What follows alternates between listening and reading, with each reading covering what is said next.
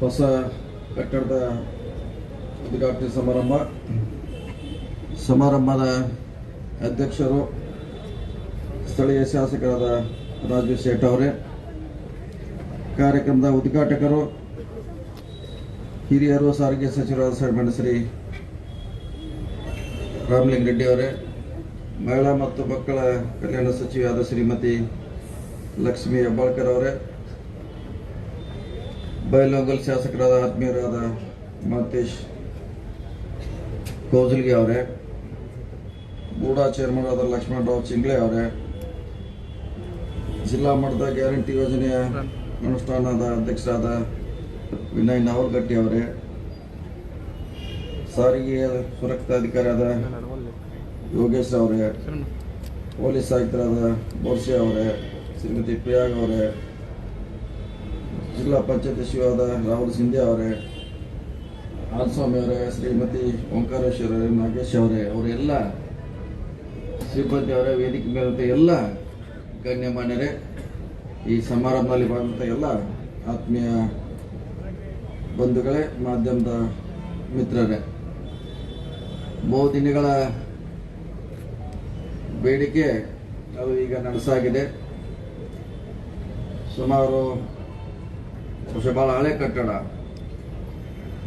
ಅದು ನಮ್ಮ ಸರ್ಕಾರ ಬಂದ ಮೇಲೆ ಹೊಸದಾಗಿ ನಿರ್ಮಾಣಗೊಂಡಿದೆ. ಹೊಸ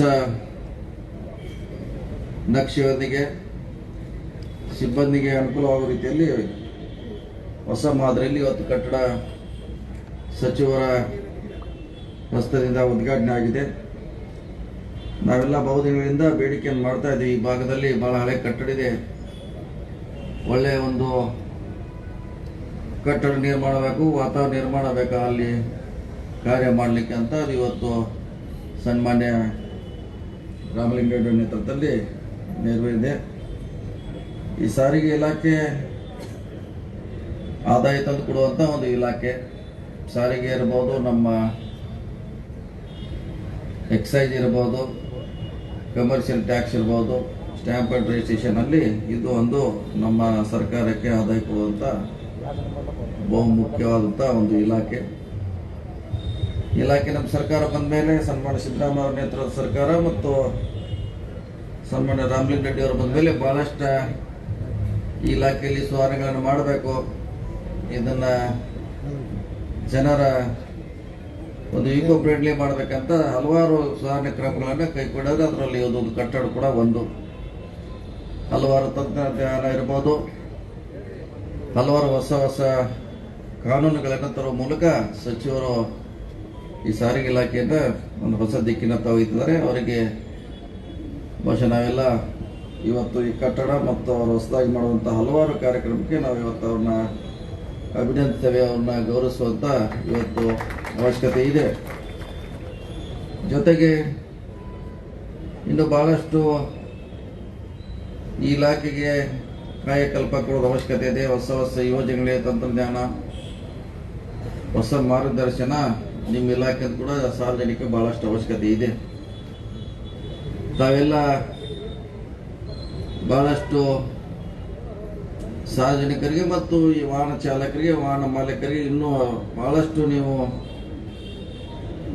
ಅವರಿಗೆ ಸಲಹೆ ಸೂಚನೆ ಇರಬಹುದು, ತರಬೇತಿ ಕೊಡುವಂತ ಅವಶ್ಯಕತೆ ನಾನು ಭಾವಿಸ್ತಾ ಇದ್ದೇನೆ. ಈ ಲೈಸೆನ್ಸ್ ಕೊಡುವಲ್ಲಿ ಕೂಡ ಇನ್ನೂ ಬಹಳಷ್ಟು ಕಟ್ಟುನಿಟ್ಟಿನ ಕ್ರಮವನ್ನು ವಹಿಸಬೇಕಾಗಿದೆ. ಬೇರೆ ಕಡೆ ನೋಡಿದ್ರೆ ಲೈಸೆನ್ಸ್ ಪಡೆದು ಒಂದು ದೊಡ್ಡ ಅರಸಾಹಸ, ಅದು ಇನ್ನೂ ಬಹಳಷ್ಟು ಕಠಿಣ ಆದರೆ ಮುಂದಿನ ಅನಾಹುತಗಳನ್ನು ತಪ್ಪಿಸಲಿಕ್ಕೆ ಸಾಧ್ಯ ಆಗ್ತದೆ. ಆ ನಿಟ್ಟಿನಲ್ಲಿ ಕೂಡ ನೀವು ಗಮನ ಹರಿಸೋದು ಬಹಳಷ್ಟು ಅವಶ್ಯಕತೆ ಇದೆ. ಬಹಳಷ್ಟು ಆಕ್ಸಿಡೆಂಟ್ ಸ್ಪಾಟ್ ಇದೆ, ಬ್ಲಾಕ್ ಸ್ಪಾಟ್ ಅದಕ್ಕಂತ ನಮ್ಮ ಇಲಾಖೆಯಿಂದ ನಿಮ್ಮ ಸಹಯೋಗದಿಂದ ಅವನ್ನೆಲ್ಲ ಕಡಿಮೆ ಮಾಡುವಂಥ ಪ್ರಯತ್ನ ನಿಮ್ಮಿಂದ ಆಗಬೇಕಾಗಿದೆ. ಯಾಕಂದರೆ ಹೆಚ್ಚು ಗೊತ್ತು ಆಕ್ಸಿಡೆಂಟ್ ಎಲ್ಲಿ ಆಗ್ತದೆ, ಯಾವ ಸ್ಪಾಟಲ್ಲಿ ಆಗ್ತದೆ ನಿಮ್ಗೆ ಹೆಚ್ಚು ಮಾಹಿತಿ ಇರೋದ್ರಿಂದ ಪೊಲೀಸ್ ಇಲಾಖೆಯೊಂದಿಗೆ ನಮ್ಮ ಇಲಾಖೆಯೊಂದಿಗೆ ಸಹಯೋಗದಿಂದ ಅದನ್ನು ಕಡಿಮೆ ಮಾಡುವಂಥ ಪ್ರಯತ್ನ ನಿಮ್ಮಿಂದ ಆಗಬೇಕು. ಯಾಕಂದರೆ ಪೊಲೀಸ್ ಜೊತೆ ನಿಮ್ಮ ಸಭೆ ಆಗಬೇಕು, ಅವರಿಗೆ ಸಲಹೆ ಸೂಚನೆ ಕೊಟ್ಟಾಗ ಇಂಥದ್ದು ಕಡಿಮೆ ಮಾಡಲಿಕ್ಕೆ ಅನುಕೂಲ ಆಗುತ್ತದೆ. ಮತ್ತು ನಮ್ಮ ಮೊನ್ನೆ ನಮ್ಮ ಬೆಳಗಾವಿ ವಲಯದ ಜಿಲ್ಲೆಗೆ ಸಂಬಂಧಪಟ್ಟಂತೆ ಒಂದು ಸಾರಿಗೆ ಇಲಾಖೆ ಸಭೆ ಕೂಡ ನಾವು ಮೊನ್ನೆ ಬೆಳಗಾವಿಯಲ್ಲಿ ಮಾಡಿದ್ದೀವಿ. ಬಹಳ ಸಮಸ್ಯೆಗಳನ್ನು ಅಲ್ಲಿ ಸಚಿವರ ಗಮನಕ್ಕೆ ತಂದು ಪರಿಹಾರ ಮಾಡಲಿಕ್ಕೆ ಅವ್ರ ಕಡೆ ಒಂದು ಸಭೆ ಕೂಡ ತಗೊಳ್ತಾ ಇದ್ದೀವಿ. ನಾವು ಎಲ್ಲ ಜಿಲ್ಲಾ ಶಾಸಕರು ಸಚಿವರು ಕೂಡಿ ಭಾಳಷ್ಟು ಒಂದು ಪಟ್ಟಿ ಮಾಡಿದ್ವಿ. ನಮ್ಮ ಜಿಲ್ಲೆ ಏನೇ ಅವಶ್ಯಕತೆ ಇದೆ, ವಿಶೇಷವಾಗಿ ಸಚಿವರು ನಮ್ಗೆ ಇನ್ನೂ ಸುಮಾರು 200 ಬಸ್ಸಿನ ಅವಶ್ಯಕತೆ ಜಿಲ್ಲೆಗೆ ಇದೆ. ಈಗಾಗಲೇ ಸ್ವಲ್ಪ ಕೊಟ್ಟಿದ್ರೆ ಇನ್ನು ಚಿಕ್ಕೋಡಿಗೆ 100 ಮತ್ತು ಬೆಳಗಾವಿಗೆ 100 ಕೊಟ್ಟರೆ ಬಹುಶಃ ಸ್ವಲ್ಪ ಮಟ್ಟಿಗೆ ನಮ್ಮ ಸಮಸ್ಯೆ ಪರಿಹಾರ ಆಗಲಿಕ್ಕೆ ಸಾಧ್ಯ ಇದೆ. ಅದನ್ನು ಪ್ರಿಯಾರಿಟಿ ಮ್ಯಾಗೆ ತಗೊಟ್ರೆ ಯಾಕೆ ನಮ್ಗೆ ಹೆಚ್ಚು ಸಮಸ್ಯೆ ವಿದ್ಯಾರ್ಥಿಗಳಿಗೆ ಬಸ್ಸಿನ ಕೊರತೆ ಭಾಳಷ್ಟಿದೆ.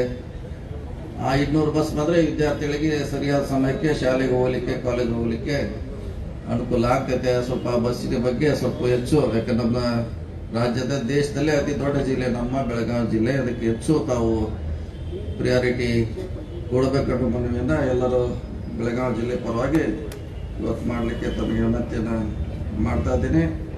ಜೊತೆಗೆ ಇನ್ನು ಭಾಳಷ್ಟು ಸುಧಾರಣೆ ಕ್ರಮ ಕೈಗೊಳ್ಳೋದು ಭಾಳ ಅವಶ್ಯಕತೆ ಇದೆ. ಈಗಾಗಲೇ ಬಹುಶಃ 15 ವರ್ಷಗಳ ಗಾಡಿಯನ್ನು ನಾವು ಅದನ್ನು ನಿರ್ಬಂಧಿಸಬೇಕಂತ ಬಹುಶಃ ಕಾನೂನು ಬಂದಿದೆ, ಬಹುಶಃ ಇದೆ ಅದು. ಸೊ ಅದನ್ನು ಕೂಡ ಇನ್ನೂ ಭಾಳಷ್ಟು ಜನ ಅದು ಅವಧಿ ಮುಗಿದ್ರು ಕೂಡ ಇನ್ನೂ ಭಾಳಷ್ಟು ಜನ ಓಡಿಸ್ತಾರೆ.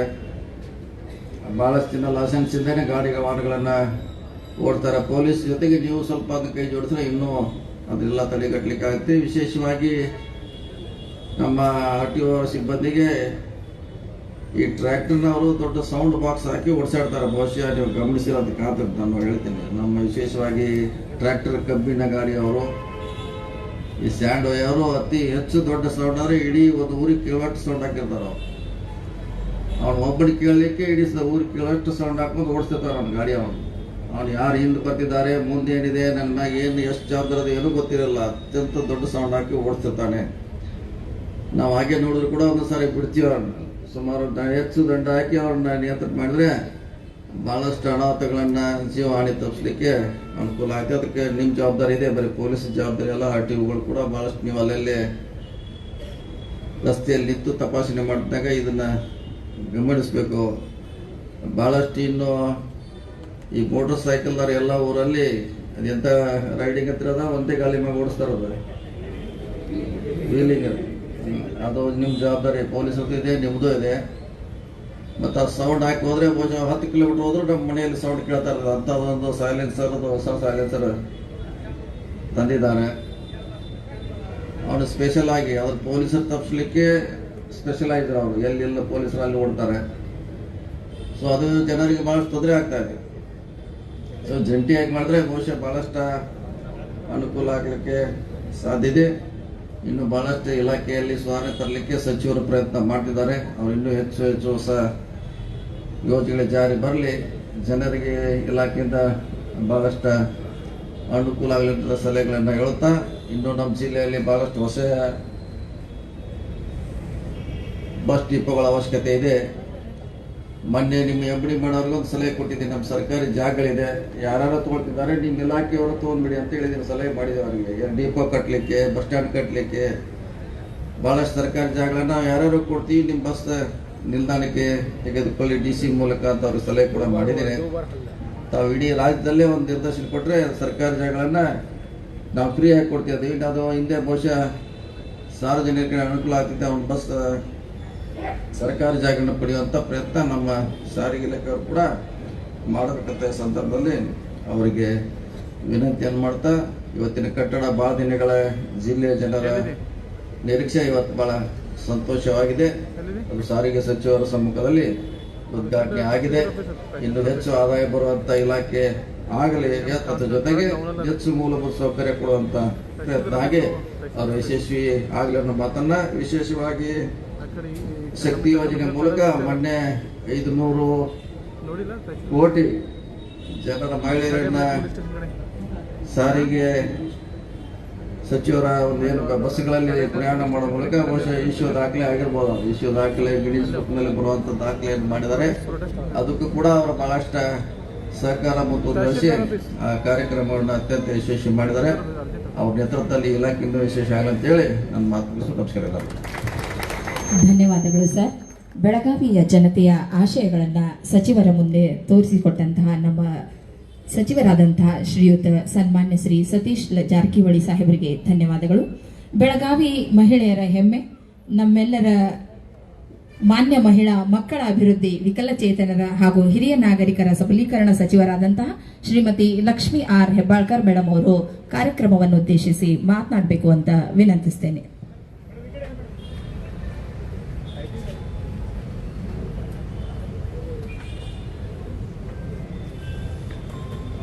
ಸೆಟ್ ಮಾಡ್ಕೊಂಡಿದ್ದೀನಿ. ಎಲ್ರಿಗೂ ನಮಸ್ಕಾರ. ಜಂಟಿ ಸಾರಿಗೆ ಆಯುಕ್ತರ ಕಚೇರಿ, ಬೆಳಗಾವಿ ವಿಭಾಗ ಹಾಗೂ ಪ್ರಾದೇಶಿಕ ಸಾರಿಗೆ ಅಧಿಕಾರಿಗಳ ಕಚೇರಿ, ಈ ಒಂದು ನೂತನ ಕಟ್ಟಡದ ಉದ್ಘಾಟನಾ ಈ ಸಮಾರಂಭದಲ್ಲಿ ಭಾಗವಹಿಸಿದಂತ ಅಧ್ಯಕ್ಷರು ಆದಂತ ಸ್ಥಳೀಯ ಶಾಸಕರಾದಂತ ರಾಜು ಸೇಠ್ ಅವರೇ, ಸಾರಿಗೆ ಸಚಿವರು, ನಮ್ಮೆಲ್ರಿಗೂ ಕ್ಯಾಬಿನೆಟ್ನಲ್ಲಿ ಒಂಥರ ಹಿರಿಯನ್ನ ಇದ್ದ ಹಾಗೆ ರಾಮಲಿಂಗಾರೆಡ್ಡಿ ಸಾಹೇಬ್ರೆ, ಬೆಳಗಾವಿ ಜಿಲ್ಲಾ ಉಸ್ತುವಾರಿ ಸಚಿವರು ಸತೀಶಣ್ಣ ಜಾರಕಿಹೊಳಿ ಅವರೇ, ಹಿರಿಯ ಶಾಸಕ ಸಹೋದರರಾದಂಥ ಮಾಂತೇಶಣ್ಣ ಕೌಜಲ್ಗಿ ಅವರೇ, ನಮ್ಮ ಪಕ್ಷದ ಅಧ್ಯಕ್ಷರು ಮತ್ತು ಗ್ಯಾರಂಟಿ ಸಮಿತಿಯ ಅಧ್ಯಕ್ಷರಾದಂಥ ವಿನಯ್ ನಾವಲ್ಗಟ್ಟಿ ಅವರೇ, ಲಕ್ಷ್ಮಣರಾವ್ ಚಿಂಗ್ಳೆ ಅವರೇ, ಯೋಗೇಶ್ ಕಮಿಷನರ್ ಅವರು, ಅದೇ ರೀತಿ ಭೂಷಣ್ ಅವರು ಕೂಡ ಕಮಿಷನರ್ ಇದ್ದಾರೆ, ಜಂಟಿ ಆಯುಕ್ತೆ ಆದಂಥ, ಬೆಳಗ್ಗೆಯಿಂದ ನೋಡ್ತಾ ಇದ್ದೀವಿ ಒಂದು ಹಬ್ಬದ ರೀತಿ ತಮ್ಮ ಮನೆಯ ಒಂದು ಕಾರ್ಯಕ್ರಮ ಅಂತ ಓಡಾಡ್ತಾ ಇದ್ದಾರೆ ಭುವನೇಶ್ವರಿ ಅವರು, ಬಹಳ ಉತ್ಸಾಹದಿಂದ ಓಡಾಡ್ತಾ ಇದ್ದಾರೆ. ಅದೇ ರೀತಿ ನಮ್ಮ ಸಿಇಒ ಆದಂಥ ರಾಹುಲ್ ಸಿಂಧೆ ಅವರೇ, ಹಾಲ್ಸ್ವಾಮಿ ಅವರೇ, ನಾಗೇಶ್ ಮುಂಡಾಸೆ ಅವರೇ, BP ಉಮಾಶಂಕರ್ ಅವರೇ, ಪುರುಷೋತ್ತಮ್ ಅವರೇ, CT ಮೂರ್ತಿ ಅವರೇ, ಎಲ್ಲ ಅಧಿಕಾರಿ ಬಳಗದವರೇ, ಬಹಳಷ್ಟು ಜನ ಸಾರ್ವಜನಿಕರು ಕೂಡ ಬಂದಿದ್ದೀರಿ, ಪತ್ರಿಕಾ ಮಾಧ್ಯಮದ ಎಲ್ಲ ನನ್ನ ಸಹೋದರರು. ಈ ಒಂದು ನೂತನ ಕಟ್ಟಡ ಉದ್ಘಾಟನೆಯಾಗಿ ನಿಜವಾಗ್ಲೂ ನಮ್ಮೆಲ್ಲರಿಗೂ ಕೂಡ ಬಹಳಷ್ಟು ಸಂತೋಷ ಆಗಿದೆ. ಯಾಕಂತಂದ್ರೆ ಬೆಳಗಾವಿ ರಾಜ್ಯದ 2ನೇ ರಾಜಧಾನಿ ಅಂತ ನಾವು ಬಹಳ ಹೆಮ್ಮೆಯಿಂದ ಹೇಳ್ತಾ ಇರ್ತೀವಿ. ಬೆಳಗಾವಿ ಪ್ರತಿಯೊಂದು ಹಂತದಲ್ಲಿ, ಪ್ರತಿಯೊಂದು ಸ್ಥಳದಲ್ಲಿ ಇವತ್ತು ಮುಂದೆ ಬೆಳೀತಾ ಇರುವಂತ fast growing city of a Karnataka state ಅಂತ ಬಹಳಷ್ಟು ಹೆಮ್ಮೆಯಿಂದ ಹೇಳ್ತಾ ಇದ್ದೀವಿ. ಅದಕ್ಕೆ ಮತ್ತೊಂದು ಗರಿಯಾಗಿ ಇವತ್ತು ಜಂಟಿ ಆಯುಕ್ತರ ಕಚೇರಿ ಏನು ಉದ್ಘಾಟನೆ ನಾವು ಮಾಡಿದ್ವಿ, ಇದು ನಮ್ಮ ಸರ್ಕಾರದ ಇನ್ನೊಂದು ಸಾಧನೆ ಅಂತ ಹೇಳಿ ಬಹಳ ಗಟ್ಟಿ ಧ್ವನಿಯಿಂದ ತಮಗೆ ಹೇಳಲಿಕ್ಕೆ ಬಯಸ್ತೇನೆ. ಬಂಧುಗಳೇ, ಈ ಒಂದು ಗ್ಯಾರಂಟಿ ಅನುಷ್ಠಾನದಿಂದ ಅಭಿವೃದ್ಧಿಗೆ ದುಡ್ಡೇ ಇಲ್ಲ ಅಂತ ಹೇಳಿ ಬಿಜೆಪಿಯವರು ಎಲ್ಲಿ ಹೋದ್ರೂ ಕೂಡ ಬಡ್ಕೊಳ್ತಾ ಇರ್ತಾರೆ. ಆದರೆ ಸೀಯಿಂಗ್ ಈಸ್ ದ ಬಿಲೀವಿಂಗ್ ಅಂತ ಹೇಳ್ತೀವಿ. ನಮ್ಮ ಸರ್ಕಾರ ಬಂದ ಮೇಲೆ ರಾಮಲಿಂಗಾರೆಡ್ಡಿ ಅವರ ಸಾರಥ್ಯದಲ್ಲಿ ಸಾರಿಗೆ ಇಲಾಖೆ ಅದು ಶಕ್ತಿ ಯೋಜನೆಯ ಜೊತೆಲೆ ಮಹಿಳೆಯರಿಗೆ ಆರ್ಥಿಕ ಸಬಲೀಕರಣ ಮಾಡಬೇಕು ಅನ್ನುವಂತ ಈ ಒಂದು ಮಹತ್ವಾಕಾಂಕ್ಷೆ ಶಕ್ತಿ ಯೋಜನೆಯ ಜೊತೆಯಲ್ಲಿ ಇವತ್ತು ಜಂಟಿ ಆಯುಕ್ತರ ಕಚೇರಿ ಸುಮಾರು 10 ಕೋಟಿ ರೂಪಾಯಿಗಳಲ್ಲಿ ಬೈಲಹೊಂಗಲದಲ್ಲಾಗಿರಬಹುದು ಅಥವಾ ಬೆಳಗಾವಿಯಲ್ಲಾಗಿರಬಹುದು, ಇದು ಅಭಿವೃದ್ಧಿಗೆ ಹಿಡಿದಂತ ಒಂದು ಕನ್ನಡಿ ಅಂತ ನಾನು ಬಹಳ ಸ್ವಾಭಿಮಾನದಿಂದ ಹೇಳಲಿಕ್ಕೆ ಬಯಸ್ತೇನೆ. ನಮ್ಮ ಸರ್ಕಾರದ ಗ್ಯಾರಂಟಿಗಳನ್ನ ಬರೀ ಟೀಕೆ ಮಾಡುವಂತ ಬಿಜೆಪಿಯವರು ಇವತ್ತು ಬಿಹಾರದಲ್ಲಿ ಚುನಾವಣೆ ನಡೆದ್ರೆ ಈ ಕರ್ನಾಟಕ ರಾಜ್ಯದ ಈ ಗ್ಯಾರಂಟಿ ಮಾದರಿಯನ್ನೇ ಕಾಪಿ ಮಾಡಿ ಬಿಹಾರದಲ್ಲಿ ಇವತ್ತು ಬಿಜೆಪಿಯವರು ಅನೌನ್ಸ್ ಮಾಡಿದ್ದಾರೆ. ಹೇಳೋ ತಾತ್ಪರ್ಯ ಇಷ್ಟೇ, ಒಳ್ಳೆ ಕೆಲಸಕ್ಕೆ ಎಲ್ಲರೂ ಶ್ಲಾಘನೆಯನ್ನ ಮಾಡಬೇಕು ಹೊರತಾಗಿ ಒಳ್ಳೆ ಕೆಲಸವನ್ನ ತಮ್ಮ ಕೈಯಿಂದ ಆದ್ರೂ ಏನು ಮಾಡಲಿಕ್ಕೆ ಸಾಧ್ಯ ಆಗ್ಲಿಲ್ಲ. ಬಡವರ ಬಗ್ಗೆ, ರೈತರ ಬಗ್ಗೆ ಒಂದು ಒಳ್ಳೆ ಯೋಜನೆಯನ್ನ ತರದೇ ಇದ್ದಂತ ಬಿಜೆಪಿಯವರು ಇವತ್ತು ನಮ್ಮ ಅಭಿವೃದ್ಧಿ ಕೆಲಸ ಮತ್ತು ಗ್ಯಾರಂಟಿ ಯಶಸ್ಸನ್ನ ನೋಡಿ ಬರೀ ನಮ್ಮ ವಿರುದ್ಧ ಆರೋಪವನ್ನ ಮಾಡ್ಕೊಂಡು ಇವತ್ತು ಅವರು ಕೂತಿದ್ದಾರೆ. ಬಡವರಿಗಾಗಿ ಕನಿಕರ ಕಾಳಜಿ ಕಿಂಚಿತ್ತು ವಿಚಾರವನ್ನ ಮಾಡದಂತವರು ಈ ಬಗ್ಗೆ ಮಾತನಾಡ್ತಾ ಇರೋದು ಹಾಸ್ಯಾಸ್ಪದ ಅಂತ ಹೇಳಲಿಕ್ಕೆ ಬಯಸ್ತೇನೆ. ಇನ್ನು ನಮ್ಮ ಇಲಾಖೆಯ ಬಗ್ಗೆ, ಸಾರಿಗೆ ಇಲಾಖೆಯ ಬಗ್ಗೆ ಬಹಳಷ್ಟು ಆಸೆ ಆಕಾಂಕ್ಷೆ ಜನಸಾಮಾನ್ಯರಿಗೆ ಇರ್ತಾರೆ. ಯಾಕಂತಂದ್ರೆ ಒಂದು ಆರೋಪ ಇದೆ, ಈ ನಮ್ಮ RTO ಕಚೇರಿ ಮೇಲೆ ಒಂದು ಆರೋಪ ಇದೆ ಸರ್. ಏನು ಅಂತಂದ್ರೆ ಸ್ವಲ್ಪ ಮಧ್ಯವರ್ತಿಗಳು ಜಾಸ್ತಿ ಇದನ್ ಮಾಡ್ತಾರೆ ಅಂತ ಇದೆ. ಬಟ್ ನಾನು ಮಧ್ಯವರ್ತಿಗಳಿಗೆ ಏನು ಅನ್ಲಿಕ್ಕೆ ಹೋಗೋದಿಲ್ಲ. ಆದ್ರೆ ಸಾರ್ವಜನಿಕರಿಗೆ ತ್ವರಿತವಾಗಿ ಸ್ಪಂದಿಸುವಂತ ಕೆಲಸ ನಮ್ಮ ಸಿಬ್ಬಂದಿಗಳಿಂದ ಆಗ್ಲಿ ಅನ್ನುವಂತ ಮಾತನ್ನ ನಾನು ಹೇಳಲಿಕ್ಕೆ ಬಯಸ್ತೇನೆ.